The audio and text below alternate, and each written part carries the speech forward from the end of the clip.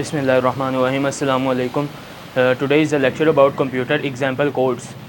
Chapter 3 हमने start किया हुआ है। इफ़ स्टेटमेंट के हम एग्जांपल कोड कर चुके हैं। अब आ गई हैं इफ़ एल स्टेटमेंट के एग्जांपल कोड्स। इफ़ स्टेटमेंट में हमने देखा इफ़ होता था, कंडीशन होती थी और फिर एसोसिएटेड कोड होता था।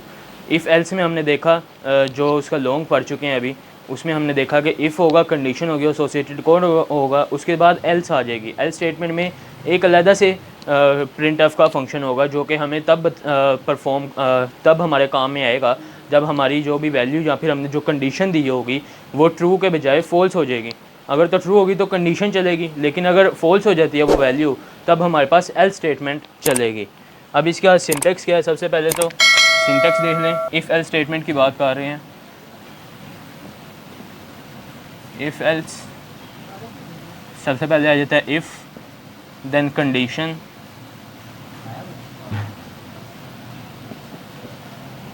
कंडीशन के नीचे एसोसिएटेड कोड,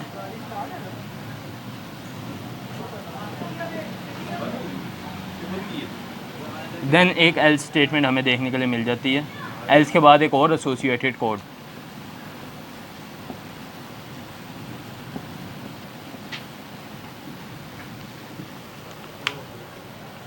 अब इसी सिंटेक्स के ज़रिए, ये सिंटेक्स कह लें या जनरल स्ट्रक्चर कह लें, एक ही बात है।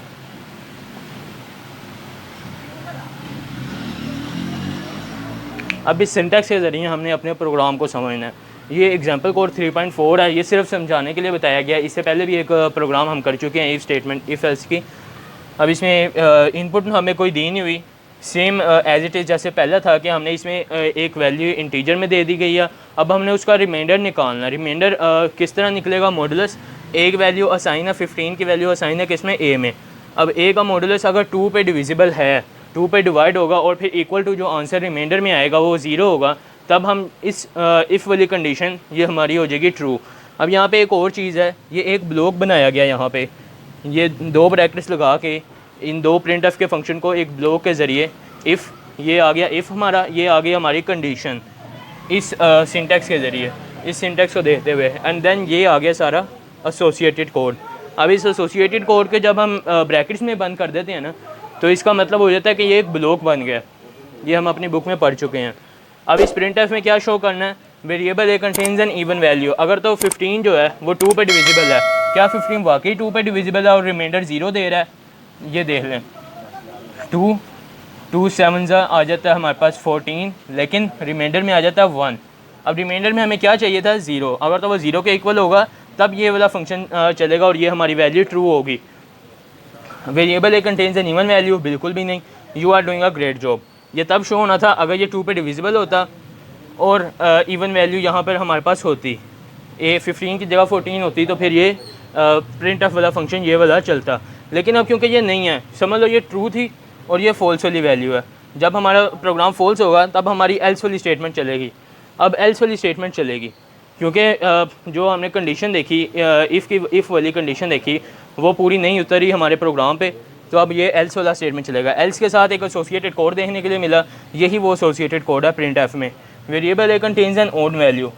अब जो आउटपुट में हमें शो होगी वो इन ये दो स्टेटमेंट बिल्कुल भी नहीं होगी, क्योंकि हमारा जो था एग्जांपल कोड वो तो फॉल्स हो गया, ट्रू तो गया ही नहीं जिस तरह कंडीशन थी। अब ये वाली जो वैल्यू है, variable a contains an odd value, यही हमें अपने आउटपुट में देखने के लिए मिलेगी। ये एग्जांपल कोड था 3.4। अब अगला एग्जांपल कोड करते हैं, स्टॉप कर दें। एग्जांपल कोड 3.4 हम कर चुके हैं। अब एग्जांपल कोड 3.5 की तरफ चलते हैं।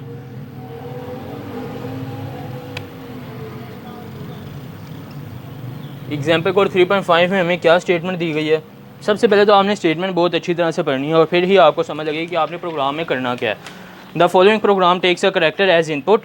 करैक्टर को इनपुट में ले रहा है, ये देखें करैक्टर और इनपुट। करैक्टर को इनपुट में मैंने ले लिया यहाँ पे,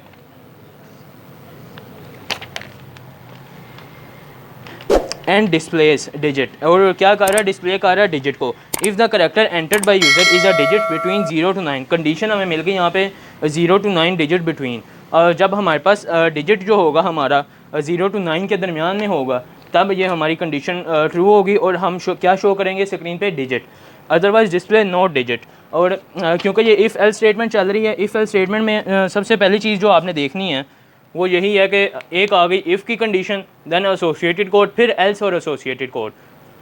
अब यहाँ पे इफ़ की कंडीशन क्या, सबसे पहले तो हमने एंटर करवाना है कोई भी करैक्टर में इनपुट हमने ले लिया, please enter a character, and character कौन से थे बताए गए हमें 0 to 9, बिटवीन 0 to 9। अब स्कैनएफ का फंक्शन, ये प्रिंटएफ तो हमारा नॉर्मल ही चल रहा है कि हमने एक करैक्टर इनपुट लेना था, उसके लिए हमने प्रिंटएफ की पहले लाइन लिखी, लाइन ऑफ कोड लिखा, फिर स्कैनएफ का शो कर दिया। अब आगे आ गया जी हमारा इफ़ और कंडीशन। इफ़ स्टेटमेंट आ गई और कंडीशन आ गई। कंडीशन क्या बताई गई, इनपुट लेनी है हमने बिटवीन 0 to 9, और यहाँ पे एंड ऑपरेटर यूज़ हो रहा है।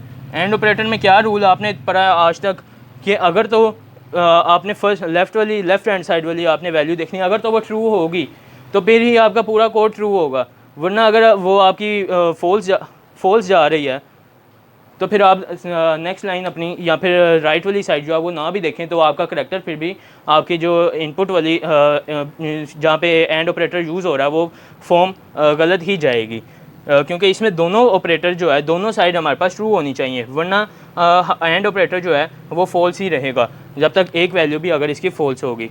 अब यहाँ पे हमने कंडीशन देख ली, input is greater than equal to 0, यानी कि 0 भी हो सकती है और 0 से ज़्यादा भी हो सकती है, और लेस दैन इक्वल टू 9, यानी कि 0 to 9 के दरमियान, जैसा कि पहले हमने देखा 0 के 9 के दरमियान अगर मैं कोई भी करैक्टर पुट करूँगा अपने प्रोग्राम में तो मुझे क्या शो होगा, डिजिट, आउटपुट में शो होगा डिजिट। ये था इफ़ और उसकी condition, and then associated code. ये आ गई हमारे पास कंडीशन, ये आ गई ये वाली कंडीशन, उसके बाद आ गया ये वाला एसोसिएटेड कोड, डिजिट जहाँ पे शो कर रहे हैं हम, एंड देन आगे शुरू होता है एल्स। एल्स के साथ एसोसिएटेड कोड मिला जी नोट डिजिट, कि हमने ये नोट डिजिट तब शो करना है जब ये वाली कंडीशन हमारी पूरी नहीं होगी। अब फॉर एग्जांपल मैं 5 पुट कर देता हूँ, मुझे आता है जी स्क्रीन पे एंटर अ करैक्टर, मैंने करैक्टर 5 पुट कर दिया, अब क्या वो 0 से 9 के दरमियान है, बिल्कुल है, तो फिर मुझे स्क्रीन में आउटपुट में क्या शो होगा, डिजिट। अगर वो 0 to 9 के दरमियान नहीं होगा, मैं शो करता हूँ के, जो बुक में दिया गया, अगर के लिखता हूँ वहाँ पे एंटर अ करैक्टर के आगे यहाँ पे के लिख दूँगा तो मुझे आगे एल्स वाला फंक्शन चलेगा और उसके साथ जो कोड होगा वो चलेगा, तो मुझे यहाँ पे शो होगा नोट डिजिट कि ये डिजिट नहीं है, प्लीज़ एंटर अ करैक्टर, यानी कि जो डिजिट मैंने असाइन किए हैं 0 to 9 सिर्फ उन्हीं में से जब मैं वो पुट करूँगा तब ही मेरा प्रोग्राम वर्क करेगा और डिजिट शो करेगा, अदरवाइज़ वो नो डिजिट शो करेगा। इसमें आगे एक स्टेटमेंट है एक्टिविटी की, एक्टिविटी 3.3, जो कि बिल्कुल इजीली इफ़ एल्स के ज़रिए ही हमने सोल्व करनी है। सिर्फ मैं आपको प्रैक्टिस के लिए बताने के लिए उसकी इफ़ कंडीशन और एसोसिएटेड कोड और एल्स एसोसिएटेड कोड शो करूँगा, बाकी सेम वैसे ही है कि आपने इनपुट किस तरह देना है, इंटीजर को करैक्टर किस तरह देना है।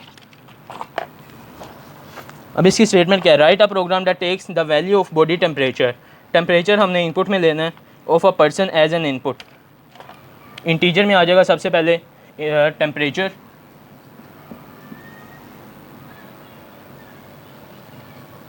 मैं यहाँ पे टेम्प शो कर देता हूँ, यहाँ पे टेम्परेचर ही शो करता हूँ, टेम्प मैंने शो कर दिया अपनी आसानी के लिए। अब आगे क्या बताया गया, and display you have fever, और डिस्प्ले करना है फीवर, यू हैव फीवर, ये हमारे पास एसोसिएटेड कोड मिल गया हमें अपनी कंडीशन का, if body temperature is more than 98.6। अब यहाँ पे कंडीशन क्या मिली हमें, 98.6 बॉडी टेम्परेचर, ये हमारी कंडीशन थी, otherwise display you don't have fever. अब इस प्रोग्राम के ज़रिए हम उसी को भी कर सकते हैं। इसमें क्या करना है हमने, सबसे पहले जो ये एंटर अ करैक्टर मैंने यहाँ पे लिखा था मैं इसको मिटा के कर दूँगा, प्लीज़ एंटर अ टेम्परेचर, मैंने फॉर एग्जांपल यहाँ पे लिख दिया टेम्परेचर, कि मुझे आप अपना टेम्परेचर दें कि आपका टेम्परेचर क्या जा रहा है इस वक्त, और यहाँ पे मैंने परसेंटेज सी की जगह मैंने कर दिया परसेंटेज एफ़, क्योंकि पॉइंट्स में भी आएगा 98.6 जैसे कि हमने पहले देखा। इनपुट की जगह मैंने कर दिया टेम्परेचर TEMP, क्योंकि TEMP मैंने वहाँ पे शो किया, यहाँ पर इनपुट फ्लोट टेम्परेचर। अब पहले टेम्परेचर कर लिया, उसका प्रिंटफ फंक्शन और देन स्कैनफ फंक्शन। ये हमने अब एक इनपुट तो ले ली हमने कि हमें इनपुट दें कि आपका टेम्परेचर इस टाइम बॉडी का क्या चल रहा है। अब उसके बाद जो कंडीशन लगनी है हमारी वो कुछ इस तरह से है। इसके बाद जो कंडीशन है हमारी वो है if body temperature is more than 98.6, कि मोर देन हो, इक्वल हो, एक ही बात है। Body temperature TEMP more than greater than 98.6, otherwise display you don't have fever. अब यहाँ पे ये मोर देन बताया गया, इसीलिए यहाँ पे ग्रेटर देन साइन यूज़ हो रहा है। अगर तो बताते कोई और स्टेटमेंट होती तो फिर मैं इक्वल टू का साइन भी यूज़ कर सकता था। अब ये तो आ गई इफ़ और कंडीशन इस एल्स सिंटैक्स को देखते हुए। अब इसके साथ एसोसिएटेड कोड क्या है, you have fever. Print f में ये फंक्शन हमारा चलेगा, यू हैव फीवर। अब यहाँ पे न्यू लाइन का मैंने क्यों लगाया, क्योंकि उससे पहले भी हमारे पास एक प्रिंट एफ का फंक्शन चल रहा है, वरना ये एक ही लाइन में ऐसे सीधे सीधे चलते जाएंगे और उसको समझने में थोड़ी मुश्किल होगी।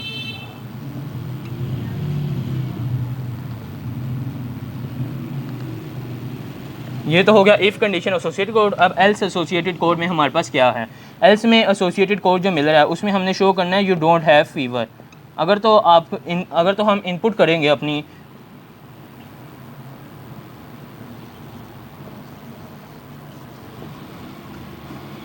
यू डोंट हैव फीवर,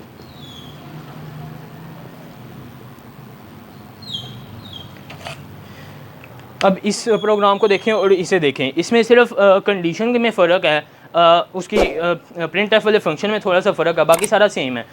अब यहाँ पे आउटपुट में हमें किस तरह से प्रोग्राम देखने के लिए मिलेगा, सबसे पहले तो ये वाली लाइन आ जाएगी प्लीज़ एंटर अ टेम्परेचर। अब जब मैं कोई भी टेम्परेचर एंटर करूँगा, फॉर एग्जांपल मैं एंटर कर देता हूँ 98.1, मैंने ये एंटर कर दिया। अब आगे जो था हमारे पास कंडीशन में, अगर तो 98.6 से ज़्यादा होगा तो फिर मुझे शो होगा यू हैव फीवर, अगर तो नहीं है तो फिर वो मुझे शो करेगा यू डोंट हैव फीवर। अब ये 98.1 98.6 से कम है तो मुझे ये वाला कोड एल्स वाला कोड शो होगा। अगर तो मैं यहाँ पे पुट करता हूँ 99.9 या फिर 100 पुट कर देता हूँ तो मुझे सीधा सीधा ये वाला फंक्शन यूज़ होगा। इफ़ कंडीशन हमारी ट्रू हो जाएगी और मुझे प्रिंट एफ में शो होगा यू हैव फीवर, आउटपुट में सिर्फ यू हैव फीवर शो होगा। इतना ही इजी था ये हमारा प्रोग्राम, एक्टिविटी एग्जांपल कोड की तरह ही थी बिल्कुल। होप्स हो कि आपको समझ लग गई हो एक्टिविटी 3.3 की और एग्जांपल कोड्स की। अल्लाह हाफिज़।